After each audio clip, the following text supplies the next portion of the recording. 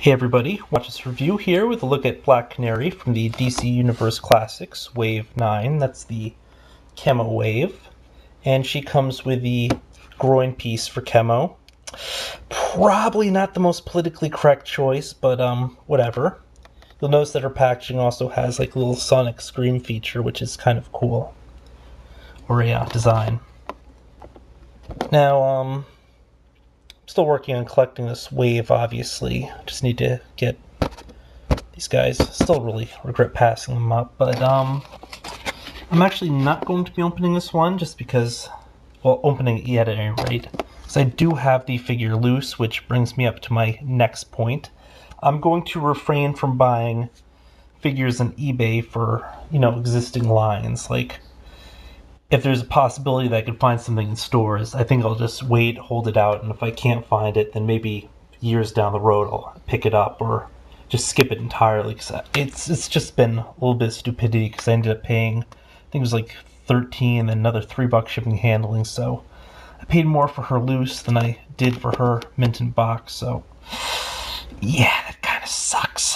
But at any rate, let me just pull this out of the way because I won't be talking about that. For people not familiar with the character, she is a wicked fighter, a master of judo, and that's in addition to having a sonic screech. So, girl with many, many talents. And because she has a long-standing relationship with Green Arrow, I'll be reviewing him as well tonight, just not in the same review, obviously. I'm going to run through the articulation, but before I do, I just have to comment that these nylons or stockings or whatever are actual cloth, which brings me to another interesting point, but I'll touch upon that later. Just a quick run through the articulation. We have a moving wrist, a single joint at the elbow, bicep, arm, but doesn't move terrifically well. I mean, mine's a little stiff, and then it gets impeded by the things, but overall it's a nice looking arm in terms of the concealed joints. Head barely moves at all. Emil can't even move up and down that much because of the hair, which is solid plastic, and then of course it's impeded side to side for the same reason. Ab/torso joint, ab/diaphragm joint, sorry. Full rotation at waist. Now, this is the part I don't like because it goes up but not out, so I was a little shocked to learn that. However, the thigh will rotate a little, but again impeded by the nylons or whatever. And the single jointed knee, this will twist a little bit, but not much, again, because of this. And then a point at the ankle/foot. Now, obviously, the biggest problem just seems to be the use of cloth here. Now, when I learned about the use of cloth, I had some mixed feelings. It might have been when I was looking at it online, or it might have been after I received it. At any rate, when you have something like this, it's just one more element that you have to worry about in terms of like keeping with dust and so forth. Like you might not be able to use the usual cleaning supplies if you do clean your figures with, I don't know, whatever, just because you have a cloth element here. And a lot of people are sort of like plastic purists where they prefer their figures to be made of the same material just so you wouldn't have to worry about differing levels of wear and so forth. In addition to that, it just sort of, I'm not sure if it's 100% for the fault of this, but this basically impedes like every element below the waist, which is a shame because it's actually a very nice looking figure, besides not being very busty for some reason. And it was a fairly busty character from the cartoons, but I'm just not sure if it's like it won't swing out because that you have this here and they're worried that this would somehow come loose or something, or it was just easier to design like this, but I'd rather see it painted on as cheap as it would be or whatever than getting something that just completely blocks you from doing a lot of stuff with a figure. Other than that, I mean, this figure just doesn't have much articulation for some reason. I mean, I don't know.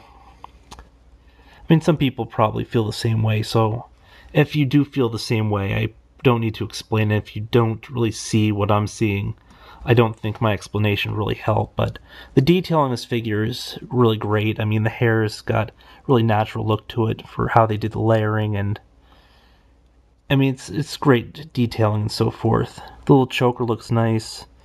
Face looks pretty decent, but all the DC faces, especially the female ones, kind of have like a flattened in look, which I've never really been all that fond of. It's the same issue on the Giganta and so forth. Also, oh, by the way, before I forget, the other problem when you have just one more material in there is the different defects that you can have with the production. Like you'll notice that mine, the one that's mint in box right now, has some frays in there, so I just figured I'd have to toss that out, because it is a pretty valid concern. You know, my overall impression here is, you know, this isn't so much a DC Universe Classics figure as it might be something like they originally designed this for maybe another line or something, and then they decided to toss out DC Universe Classics. It's just the level of articulation, what they did with the legs and so forth, really reminds me more of, say, like a DC Direct or what have you. The other thing I just want to bring up really quickly is the paint. Although they use mostly solid tones except for the hair, there's sort of a fade effect on the body where some of the blue is showing through underneath. I'm not sure why they did that, but both my figures have that same look, so I'm assuming it's probably deliberate, not a production error. At first when I saw it, I assumed that it just took some problems during the shipping process because it was shipped in an envelope and some rubbing might have done that, but it's also here on the arm as well. I don't like that at all. I mean, I understand that they might have wanted to go with a little color variation just because they're worried about it becoming too monochrome or whatever. But, I don't know. Decent looking figure, just surprising lack of articulation and so forth. And I really don't like how all this is just bunched up in the back. I mean, it just really seems awful that they use the cloth element, and that really is what's bringing down the figure. I also don't like the fact that you have the detailing right, I mean, the product details right there. All in all, if I were to rate this figure, I'd probably give it like a 6 out of 10. I mean, it really would score as high in the sculpt category, but in terms of articulation, it just gets completely hammered, because it's just really hampered in terms of like everything because of that stupid cloth. And then I don't know, it's somewhat of a disappointment because this was probably the figure I was most looking forward to this wave. But yeah, until next time, folks.